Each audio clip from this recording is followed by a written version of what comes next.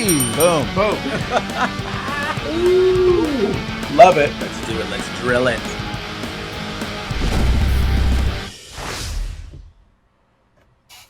Boom! You can't even see the arms. You have to like you gotta like pull them in. Yeah. What do I do with these? All right. Jason Levine. Is it Levine or Levine? Levine. So I had a really good friend I still have a good friend. He's still around from college, John Levine, and cool. he is also I think he's in Florida. I can't remember. Yeah, he's in Florida. He lived in Connecticut, but we would call him Levine because it would bother him. So that's a really original story. Jewish guy from Northeast moves to Florida, and no one can pronounce his name or understand anything about him. It's pretty typical stuff. The end. Well, Jason, welcome to the Insurance Dudes. We were just speaking beforehand how confusing it's going to be with two Jasons. Luckily, we've never had another Craig on here. I mean, you can call me Chief Osceola if you wish. Oh, Chief Osceola, absolutely. Lieutenant? What's up, Chief? Isn't that the worst, though, when somebody calls you Chief? Hey, Chief. I think the worst is actually Captain. Do people call you Captain? No, hey, Captain. Don't. Yeah, that'd be... Or Cap'n, like Captain Crunch. Or Cap'n Crunch. All those names. Hey, Chief. Hey, Captain. Do you think that... I sent... I had to go to Circle or a 7-Eleven to get something for some chocolate milk for my son. And he's 16. I was in there in line, and there was a gentleman in front of me who was wearing a merce. I took a picture of it. Well, hold on. I wanted to call him Chief. That's what that had to do. That's why I thought of that. Maybe he just had something really important to carry. Yeah. What did you call it? A merchel? You said it was like a half between a man purse and a satchel. So a merchel? Something like that. Merchel. Matchel. What did your son ask you, dude? Did he say, Dad, can you just go to the store and grab me some chocolate milk? Well, we were going, okay, just to totally not have anything to do with anything that we're doing here. My son just turned 16. He got his license yesterday, his driver's license, not his license to kill. And we've been driving every night for the last 3 weeks to practice. 3 weeks ago, it was awful. It's much better, and he passed yesterday. But in celebration, we stopped and got chocolate milk. And then I have a steam room here at my office, and we went in the steam room afterwards. With the chocolate milk?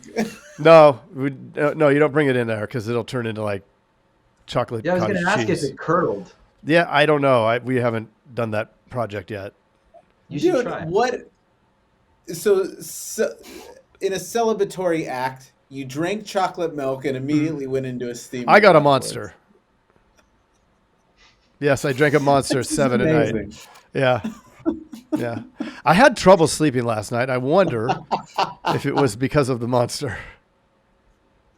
Oh, we are so off. Jason, he's like, welcome. What the hell have I got myself into? No, this is good. This is good. I'm just trying to figure out, when to interject and how batshit crazy to be. Yeah, well, as batshit as possible. And now we're going to jump right into Speed Breakers, which is our intro to kind of break the ice, which we've sort of done already. But let's do this. Should I throw in some of the new questions, Mr. Jason? Yeah, absolutely. Yeah. Okay, I'm going to go with the new question log that we tried out earlier, and it seemed to work well. I hope Craig's you gonna ask you a bunch of questions. Just the first thing on the top of your mind, throw it out there. There's no wrong answers unless you say cat. No, there is a wrong answer to the one question. I would just like to start with, on the advice of my attorney, I have no comment. Okay. You may have no comment to the third question. Let's get this thing going. And I know the answer to this already, but have you ever had a mullet? I have never had a mullet, but I had way too many crew cuts. Well, okay. There you go. Tastes great or less filling? Tastes great. Yes, that's 100% of the time it's been answered that way. Most embarrassing thing your mom ever caught you doing? Oh, man. Not much. I thought that's where you're going to say no comment. I could have said no comment.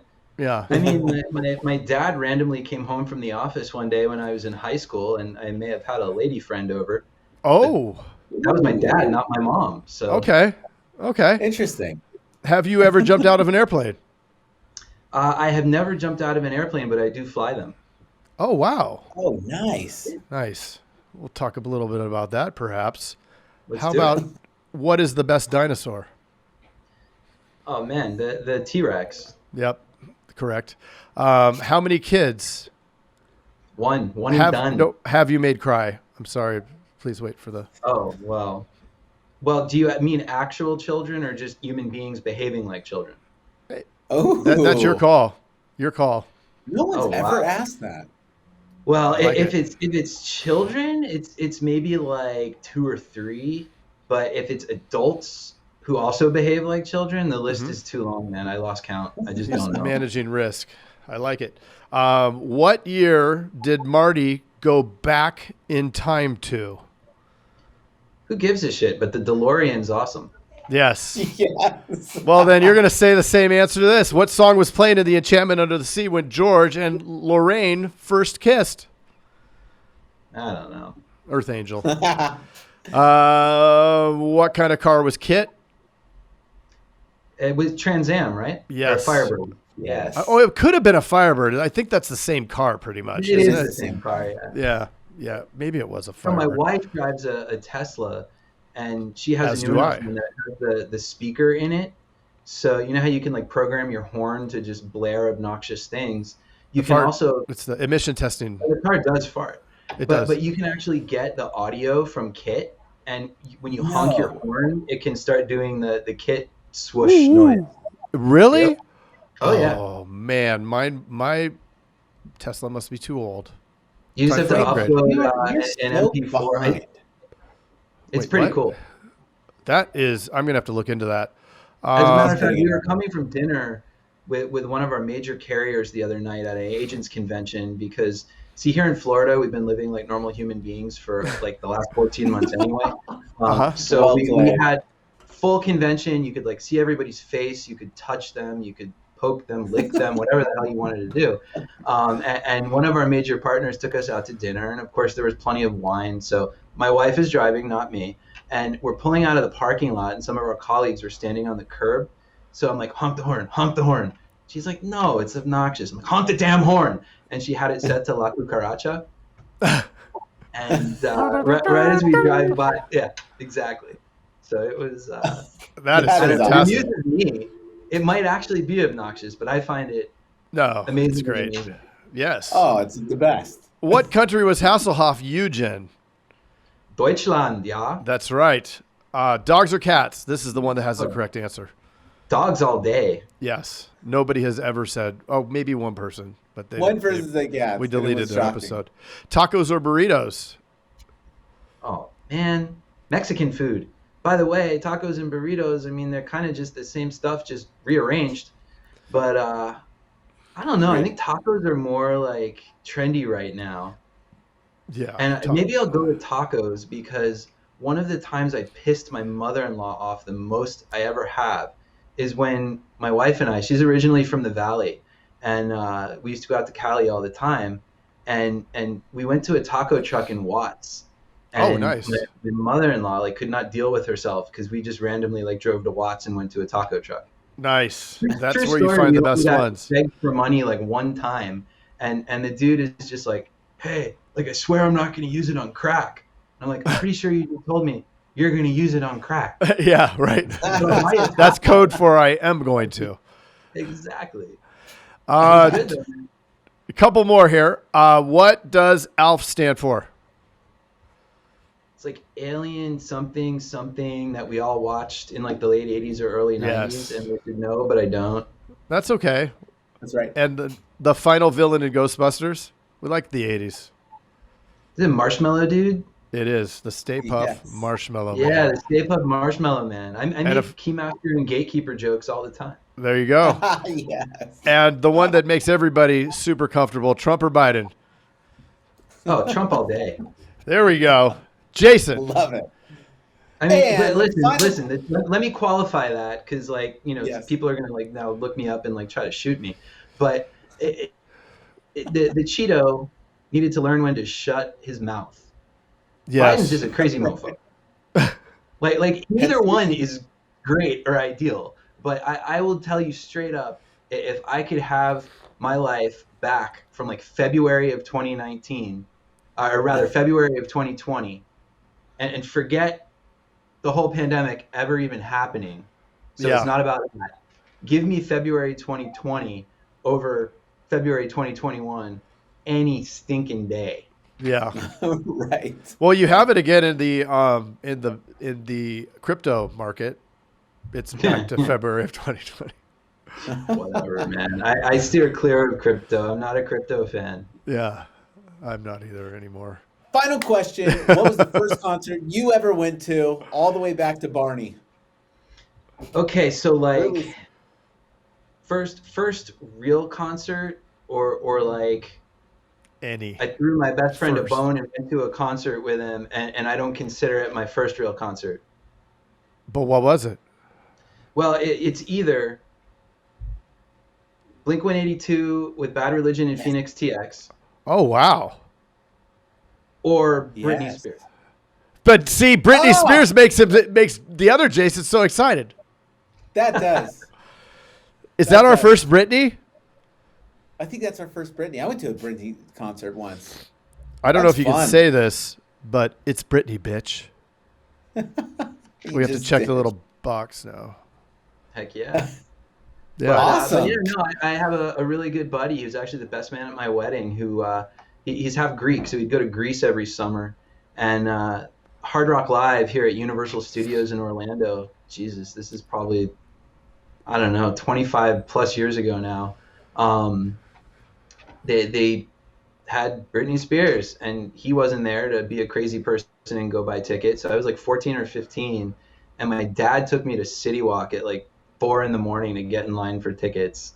And And you got it. Blink-182 is better, man. But I mean, Britney's pretty nice to look at, especially back in like the mid 90s. What about bald Yeah, it was Brittany? fun. Bald Brittany. It was fun. Ball Britney was awesome. No. You know, the whole Demi Moore, G.I. Jane thing, I'm good. Yeah, Blink 182 was good. I used to be a drummer, and I took lessons for a couple years from Travis. That was cool. I just need to address something you said. You said half Greek. Is there such thing? I think, don't you just round up? So, you know what? You already got me to say Trump. I'm not going to get into an ethnic debate in the same podcast. Probably But, not a good idea. But, So, you know, he's Greek American, but is he Greek American? Because like his dad is, just an American guy for several generations with no Greek roots, but his mom was like born and raised in Greece, and they'd go there every summer. I leave it to him to decide, and Yeah. for y'all to have your own opinions. Although I do have opinions. is his name Nicholas? He is the only Greek not named Nick, Nicky, Nicholas, or some Right. other variation. And he did not actually have a big fat Greek wedding. His wife, they met in college, and she was actually on a swimming scholarship from Poland.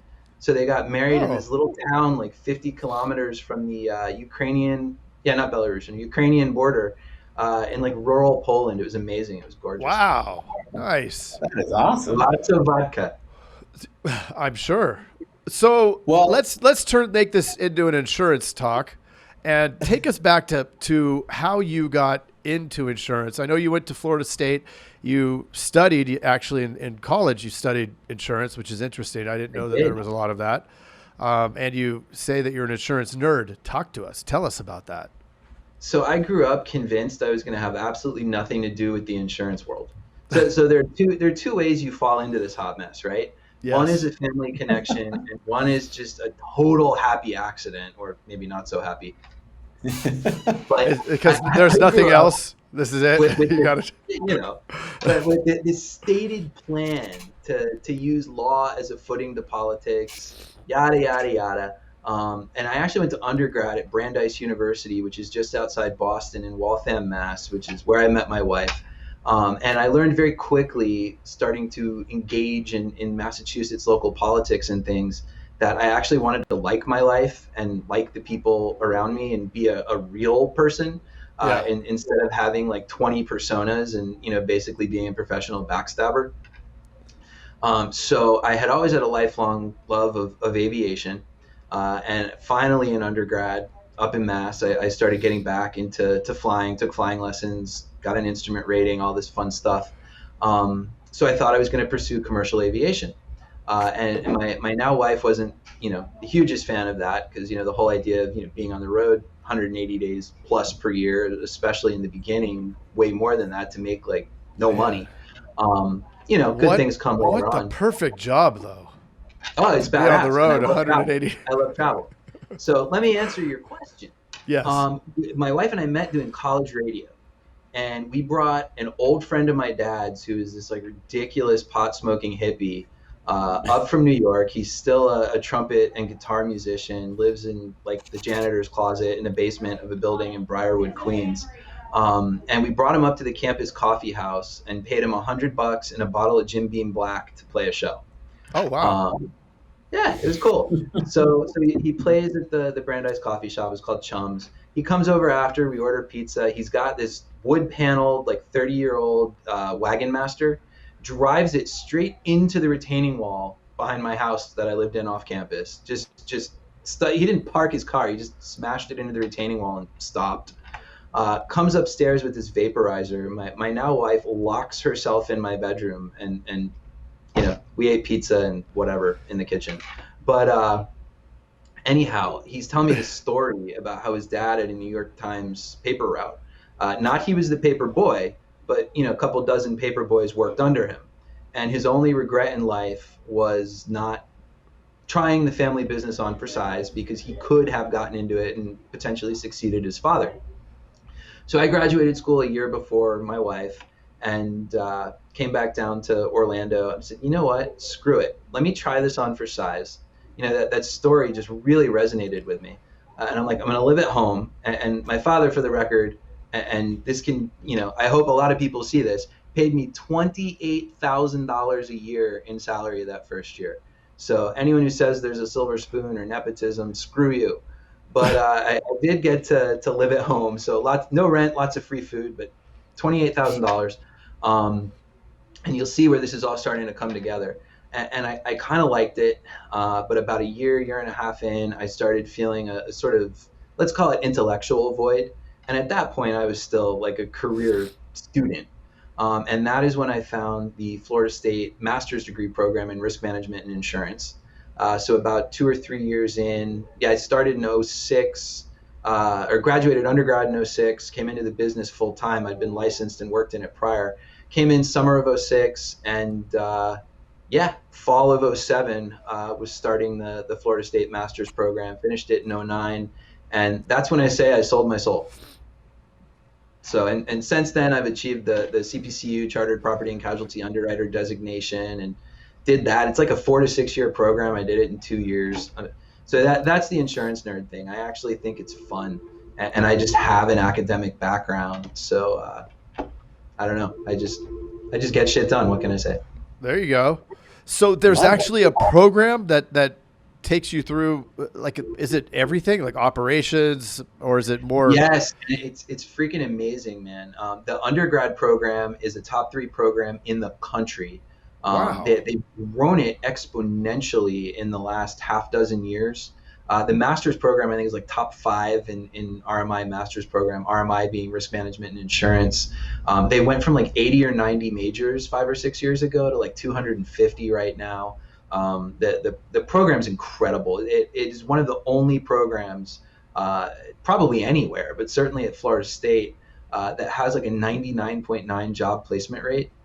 They do these big events twice a year called I-Days, which is basically a career fair. There's, of course, now virtual option, but you can come up to campus in Tallahassee and do 2 straight days of these little like 15 to 30-minute interview blocks and just meet kids, interview them for internships, for production roles, for service roles. The carriers are there. So big insurance companies to tiny agencies are there. And it's really just an awesome program. And it feeds itself too, because people that come through it just tend to really be enthusiastic about it. And Florida State's an infectious culture in a fabulous way too. So to be able to go up there and hang out and just kind of relive the glory for a couple of days, it's fun. And you give back. You give these kids internships and then hire them. We've got 3 right now plus an intern that we found through that RMI program. If you count me, I guess it's 4 plus the intern. So it's just fantastic. So you have a so feeding cool. ground. Absolutely. That's great, because everybody that runs an agency or has an agency knows that one of the toughest things is finding people. Oh no, it's the toughest. It's the toughest. Yeah. What keeps me up at night is not numbers, it's people. What was I up for, 12:30 a.m. to 2 a.m. last night, going crazy about after I tried to go to sleep at like 10:30. I got 2 good hours. Nonsense with people, just the labor market right now being so volatile. But no, it's good to have that feeder. But you still have to screen appropriately too.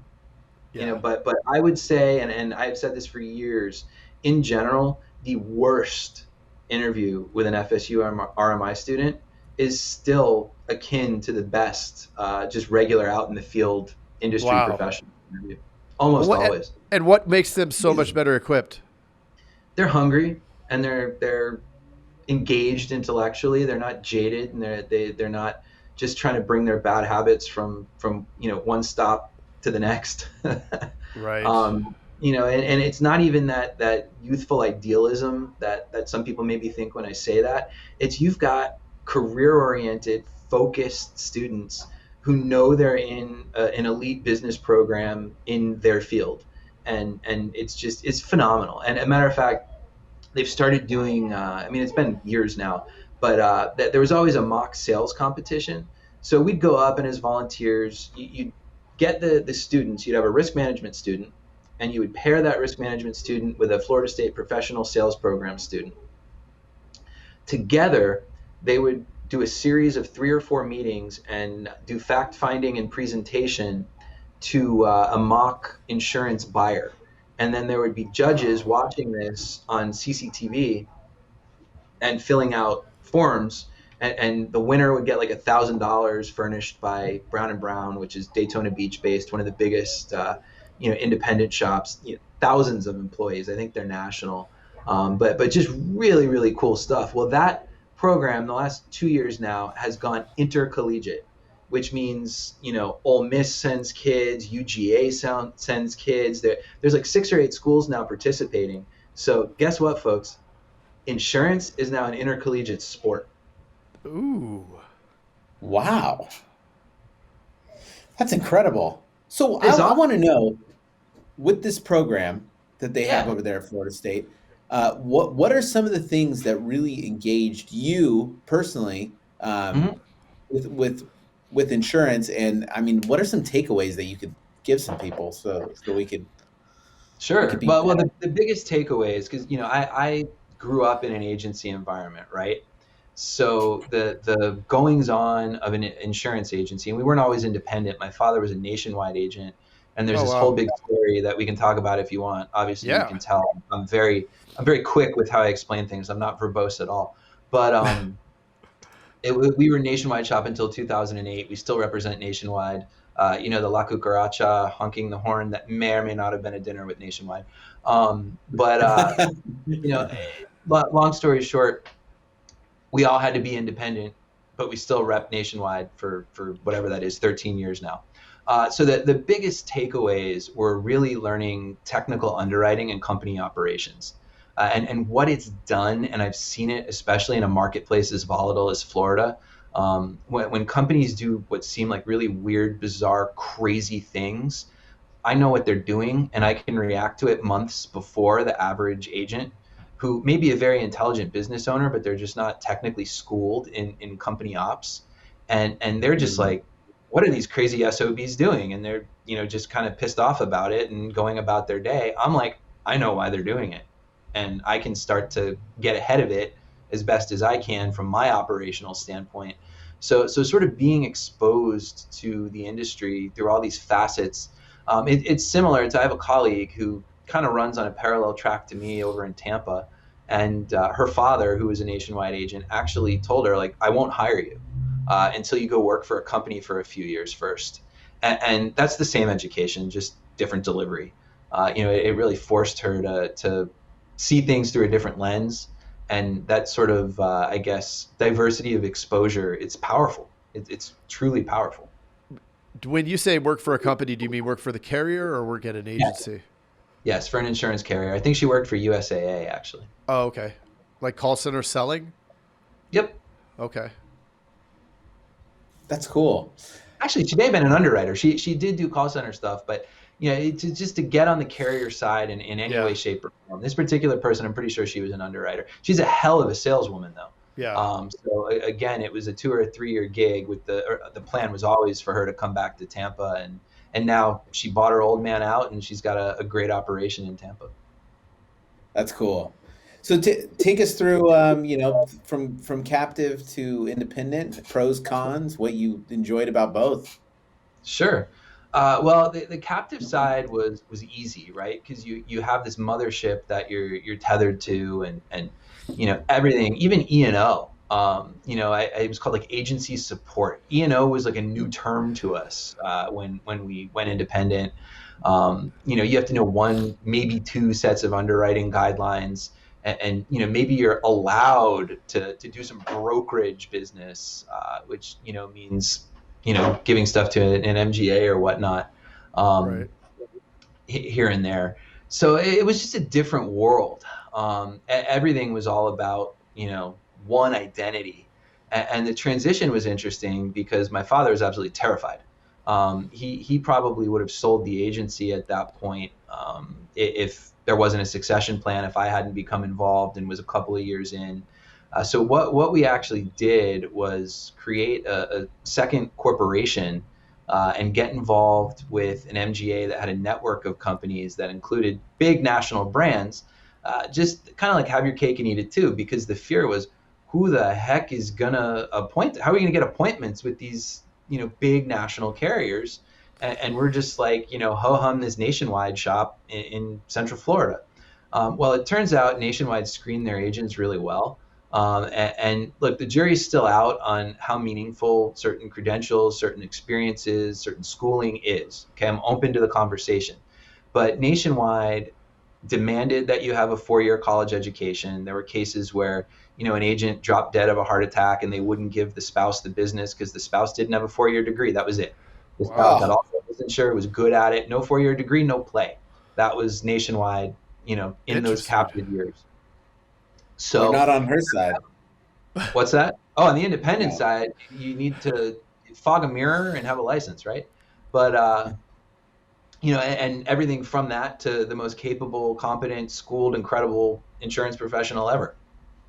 So Nationwide had these standards that were, let's just call them appealing to the big national brands: Hartford, Travelers, Progressive, auto owners, et cetera, folks like that. So we actually spent about a 6-month period where we were in Morton Steakhouse or wherever, places like that, basically once or twice a week. And my father's fear of how the heck are we going to get appointments, because we were a growth agency. He was not a 2 or 3 man shop where he played golf all day and the secretary held down the fort. It was about, how do we grow, how do we increase revenue, how do we run a solid, productive business, and they could see that. So a lot of stakes later, we were becoming a fast-growing, robust independent. And by premium volume, because that's one thing, Nationwide doesn't want you to think in revenue, right? Because they own the expirations. Well, not anymore. But in the captive days, any captive writer, they want you to think in DWP, direct written premium, because if you think in revenue, it's bad news. You're probably going to wind up going independent against their will. But DWP wise, we basically doubled the agency, and the agency dates back to the 1970s. The book of business, that's the foundation. My father got into the business in like 89 or 90, but we've doubled it in like 10 years just by going independent, because no longer is it, hey, iDudes, I'm going to use Nationwide as the example, even though they're super hot in our market right now, but that's who we were captive with once upon a time. Like, hey, iDudes, like, Nationwide sucks for you. Go call the Allstate guy down the street. Now it's, you guys know what independents do. Now it's like, here's 3 options. This one throws in a toaster, this one throws in a box of steaks, and this one, the claim service sucks, but you decide. Yeah. Right. So Right. when you came in, what size was it before you now are at double premium? It's about 7 million DWP. Okay. So now you're 14. That's a big book. How many staff do you have? Oh, that's a funny story in this labor market. I thought it was normal in Florida. Oh God, no. We've been blessed, and we've had people. We had a woman retire with us after 20 years. Oh, wow. Last year in May. I've got a gentleman with us now. He's one of our top personal line salespeople who's coming up on 15 years. He's just celebrated his 14th anniversary with the agency. But this labor market has gotten wonky, and as things quote unquote get back to normal, to turn on the news. Actually, don't turn on the news, but go find some headlines to read, and the occurrence of people up and quitting is like unbelievable. It's crazy. So to answer your question, if you count myself, my wife, and our operations manager, who's not a family member, we have ebbed between 10 and 15 total staff, over the last year. And it's FAIA convention that I referenced that we were at last week. The reason I just tell this story, and if you want to get into some specifics, there are some great, crazy stories from some recent goings-ons, personnel-wise, and I think I can keep it clean where it's not an HR problem. Does it start with Florida man? Florida man. Yeah, Florida man or Florida woman. She's out there too. But I'm at this convention last week, and I'm talking to a good friend of mine from another part of the state, and she goes, "Yeah, my whole personal lines department got up and walked out 2 weeks ago." Oh. And that is what we're seeing, and thank God that didn't happen to us, but 3/5 of it did. But there is an incredible shuffle going on right now, and I think people do have pandemic fatigue. I think there are enough published statistics that we can say unequivocally that there are way more jobs than applicants right now. And I'm a free market guy. Remember, I said Cheeto. I didn't say delirious. I said Cheeto. And supply and demand, right? So the supply is, the way it lines up with the demand, the market's nuts. It's all of a sudden wages are as much as 30% higher. People are poaching like mad left and right. It's a weird world right now, but I think we've done away with virtual school. I mean, there's still some of the traditional, like you can take one class online or something, but the virtual option in Florida is dead and gone. So when kids go back to school in August, they will be at brick and mortar schools with 100%, there's no other option. And I think that'll change a lot of things too. Look, we closed our office down. So Florida, banking and finance was always considered essential. We did not have to close our office, but in the interest of managing hearts and minds, I think we would have had a mutiny if we didn't. And we only closed down for a couple of weeks. We were closed St. Patrick's Day to Memorial Day. And June 1st, my daughter's early childhood program reopened, and so did our office. Coincidence? Not at all. It was so we understand the childcare, how significant of a factor of a variable that is. So I think we'll see some things start to ease, and Florida goes back to school early. We're like the second or third week of August, so you don't even have to wait until September like most of the country. So we'll see, but it's fun down here, man. It's fun everywhere. I was just on the line with a consultant right before you guys, that we partner with, who's based out of Rhode Island, but she travels the country, and her response was kind of like you and everybody else. Yeah. What? Yeah, I was gonna say, what's getting you excited this year? So obviously, you seem to like the shakeup. It can be dreary. I think, but you seem like you're a glass half full kind of guy, right? Oh, absolutely. I mean, look, you got to be dynamic, right? That's my whole thing. Is this is the moment where an old timer digs their heels in and gets left in the dust. You just gotta stay on your toes, and it is what it is. And I've got another at least 15 years to play this game, so I don't want to be in a cloud of dust.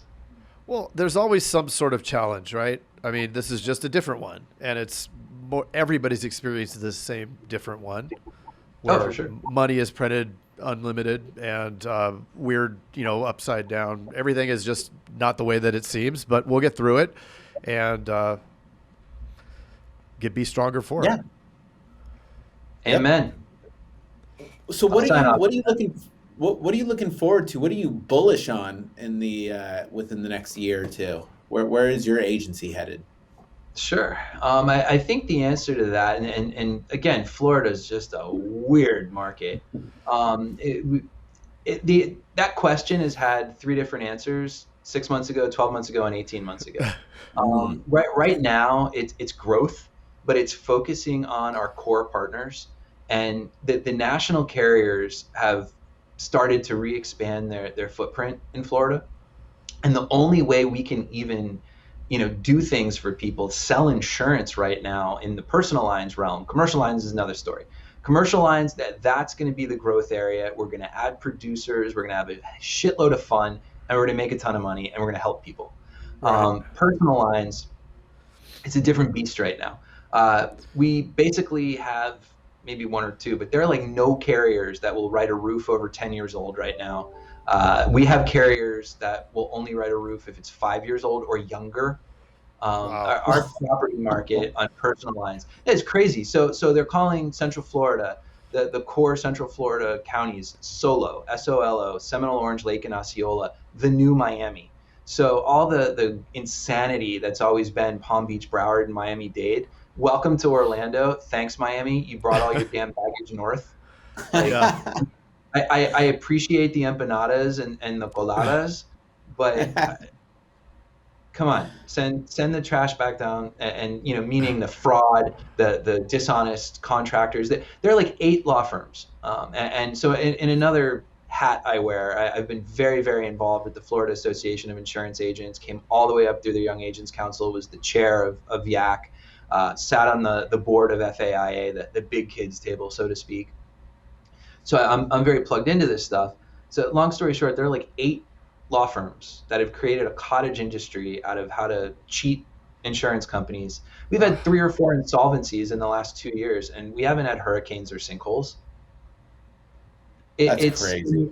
It's when you've got $15,000, $20,000 shingle roofs being replaced for $40,000 and $50,000 because the attorneys and the PAs have to get paid. Oh, and by the way, all the roofing companies now usually have a staff PA or a staff legal counsel. Wow. These are roofers. It's an industry. Well, there's plenty of honest ones too. And like I said, there are 8 law firms and everybody knows who they are.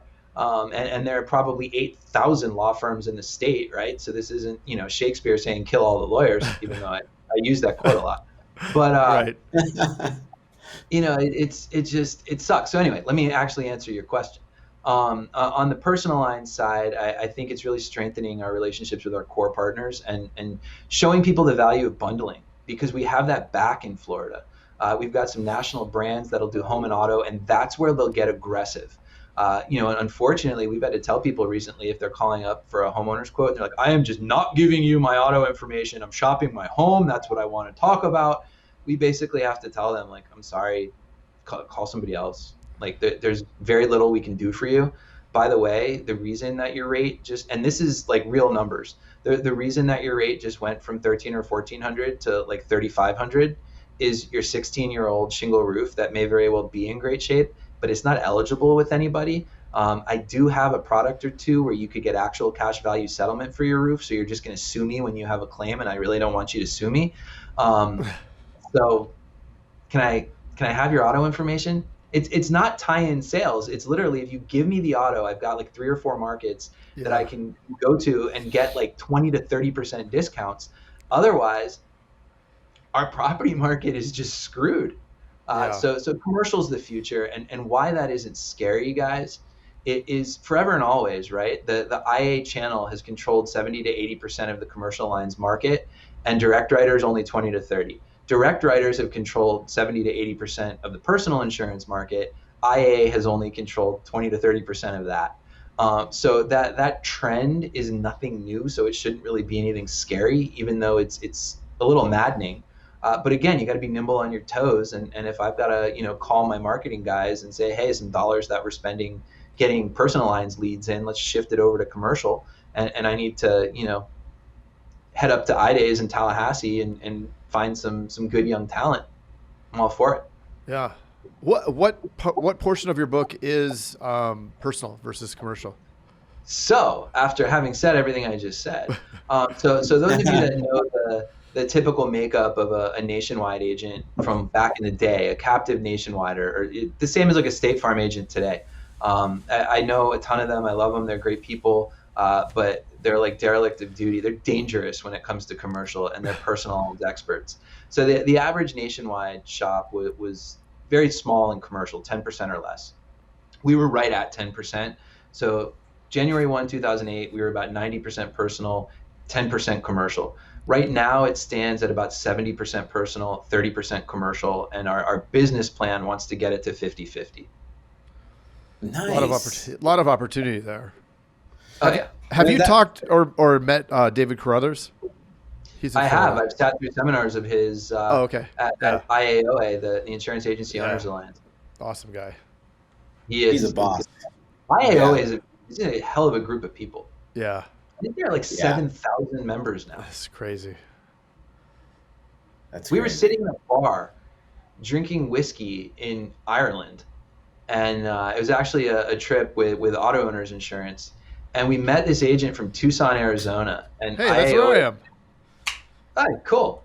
Who? You know John Foxworthy? Yes, I do. So John I actually bought part of his book.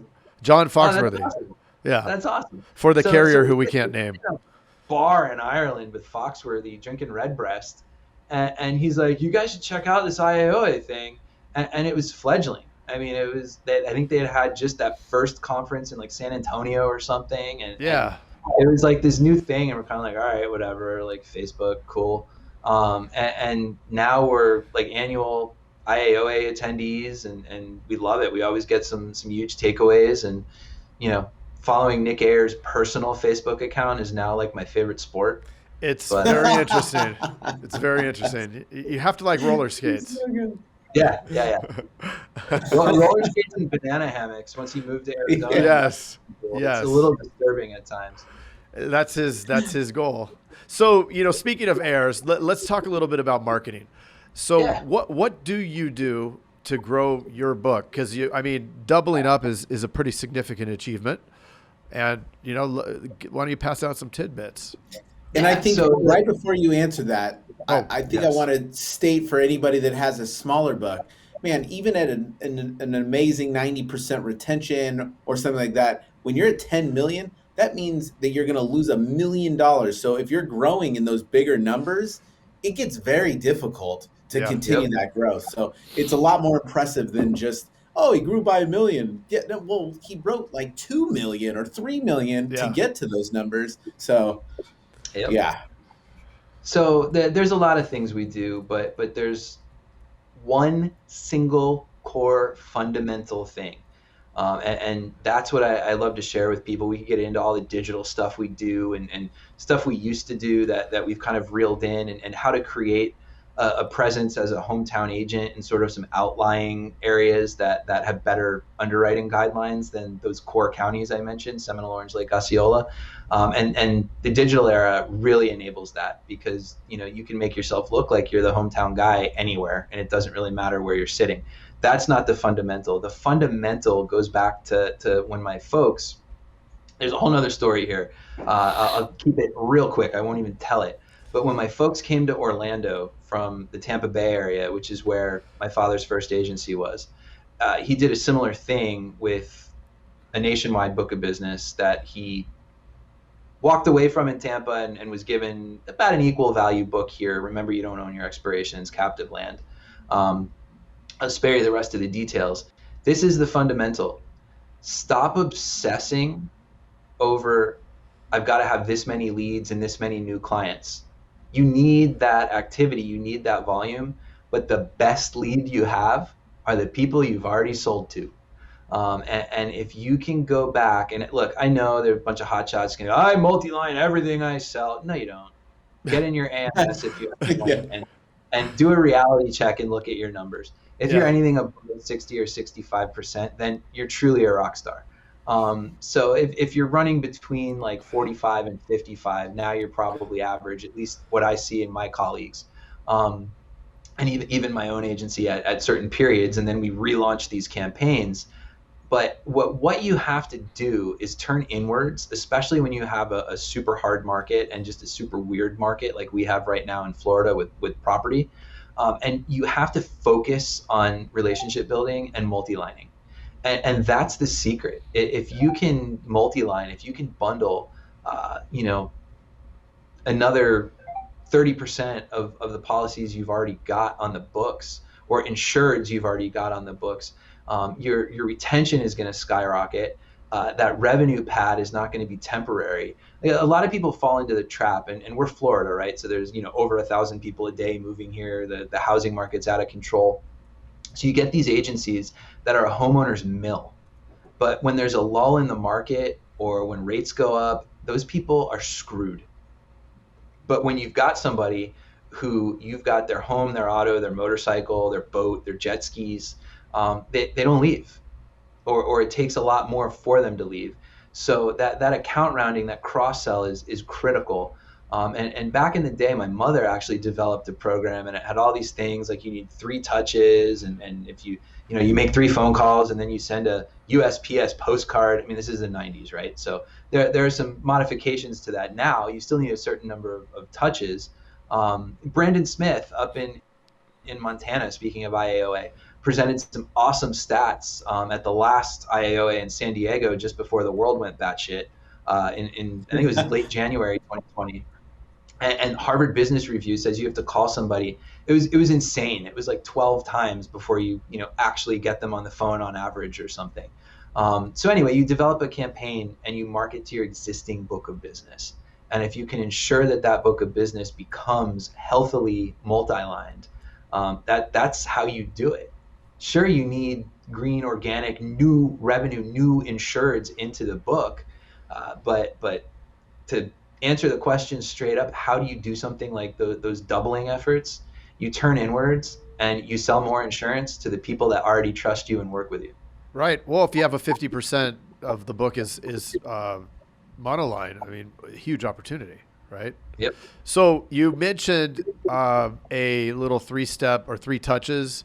Why don't you talk a little bit about that? Give away some of the meaty details. So it was really a simple program, and my mother was doing it, and believe it or not, this did not come from Nationwide. She brought it to Nationwide, and born was the care review. Their district manager took it to the state level, yada, yada, yada. True story, not some, BS, look at what we did. But it was a simple program where they would run home no auto and auto no home lists and give it to each of the agents. And of course, everyone would have like 37 excuses why they're too busy. They have too much other stuff going on. There's this great story. The woman I mentioned who was with us for 20 years, we're still in touch. She's practically family. And by the way, she makes the best arroz con gandules ever.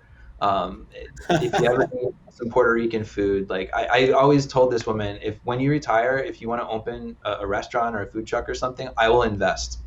But what's her name? Let's give her a shout out. Her name is Rosa Centeno. Nice. Rosa. So Rosa is an insurance pro and she can cook. Well, shoot her a link and she'll hear her mention on here. Hey, I will do that. But long story short, there's this great story where she was having one of these days where like, oh, I just can't get it done. And my mother sat down in a chair at her desk and went, well, I can't get anything else done until you get this done. So I'm not leaving this chair until you make your care calls. Nice. That is But awesome. that's the thing. And it's a constant struggle, even, 25 years later when we run programs like this, because a lot of people, they just don't want to do it. They don't want to prioritize it. But the original program was you made a series of 3 phone calls. So basically day 1 is a phone call. You would pend it out, and day 2 might be like a business day, or between 1 and 3 business days later, that's phone call 2. Then again, 1 and 3 business days later, phone call 3. And if you're still unsuccessful on phone call 3, meaning you didn't reach the person, you would send a specially printed postcard in the mail, back when the mail actually like was functional. And we do it a little bit differently now. I don't know if anybody works with Kelly Piro from Agency Performance Partners, but she's an awesome consultant. I think we talk to we You did probably we had know her on. Kelly. We had her Yeah, on. Yeah. Kelly gets around and in a clean way. Careful. She's an awesome. I mean, I don't know about anything else. I don't know. She spends lots of nights in hotels. We're gonna no comment. Yeah. On the advice of my attorney, I have no comment. But Kelly helped us kind of retweak the program, last year, and it looks a bit different now, where it's just a single phone call and a single email. But we're finding our agents have anywhere between, I think the average success rate was like 38%. So let's say they're getting a hold of 4 and 10 people. But even just from an E&O perspective, we have bulletproof documentation that you got a phone call and an email every year. We're no longer doing the 3 touch points just because of book size, the volume. We need to hire multiple additional staff just to handle that. And we're just not, it's just not practical at this point. And a matter of fact, that's one thing that we've got right now, while we're a little bit understaffed, we've got our intern for the summer from Florida State sending out those emails. Not necessarily making the phone calls, but the email, that was one thing where my ops manager was like, well, maybe we should pause this for a minute. And I was like, nope, this is one thing that will not get paused. It is an incredible account round opportunity. Oh, right. And that E&O thing. So these people will be reached out to one way or another. Man, Love it. filled with goodness, and we've gone the distance. Let's wrap it with one final question. If you could give, and I think we could go on for another hour, but if you could give one piece of advice to somebody jumping into this interesting world of insurance, not just the interesting world, but what would that be? And Run like hell. Yeah, run like hell. Yeah, Pink No, Floyd said it. I think it would be that you've got to stay light on your feet. This is an industry that traditionally is slow to react, slow to adapt to new technology, slow to change. And as an agency owner, you've got to be the exact opposite. We are in uncharted waters. We're in unprecedented times, and I'm not crying in my soup about it. I'm saying, put on your dancing shoes and stay on your toes. If you dig your heels in, don't waste your time. Just be constantly looking to how to triage what comes up in front of you, and build a good team. And that is something that is a lot easier to talk about than to do. But team and culture are incredibly important. But just stay nimble and realize that what your values are, they may need to evolve as this world evolves. Wow. That doesn't mean stray from them. Yeah. But And I have to follow it up with one last question. If you were crying in your soup, what kind of soup would that be? I'm going to say clam chowder. Love some clam New chowder. England or Manhattan. yeah. Why do they even call Manhattan chowder? I mean, come on, guys. So I mentioned that we It's tomato soup. It is. Boston's on my mind right now because we have an auto glass vendor who's a huge Red Sox sponsor, and we ran into. Notice I can't say Boston Red Sox. It's the Red Sox. It's how it spits Park out. the car. Park the car in the Harvard yard. But my mom's from Boston. My grandmother had a giant Boston accent, so it's all good. And I lived up there. But anyway, we ran into this auto glass vendor, and they brought us up in 2019. We're out of time, but that's a whole nother wild, crazy story that involved, I think, Hurricane Michael. We got there, and we got to sit right behind home plate in the second row, and we were on TV all night. So we run into this rep at FAIA last week, and she's like, "Hey, you want to go back up there?" And so we're going next month for a game against the Blue Jays, and it's the same seats, second row, right behind home plate. So I got some chowder on my mind. Love it. I'm starving. Jason, we're gonna have to have you back on. Hungry. Yeah. Anytime, guys. We didn't even talk about airplanes. Yeah, exactly. So let's shoot Emily shoot her a message, say we're going to do a round 2. Let's just get it going. Yeah. All right. Y'all are awesome. Yeah, great to have you on. Good, Thank you so much. If anybody wants to find your agency, what is the URL on the interwebs? No. Just send a carrier pigeon. Send a carrier pigeon. All right. Perfect. It's you know what to start off with. Harry, Harry, Levine. So none of this Avril Lavigne Canadian crap with the A and the G. It's fake. Levine.com. You can find us on Facebook. I have a young producer who's a Florida State grad who's like screwing around with Instagram or something. I don't know. I just told her to keep it clean. And we LinkedIn. We've got it all, but the best is the website and probably Facebook. Cool, man. Thank you for going the distance. Love it. Yeah, man. Thanks, Check us Jason. out on harrylevineinsurance.com, and I will hit Emily up for round 2, and maybe we'll talk about like some crazy flying in the sky stuff. Yes. Love it. All right. Thank you, Jason. Thanks so much. Cool. Take it easy, guys. It was fun. Bye.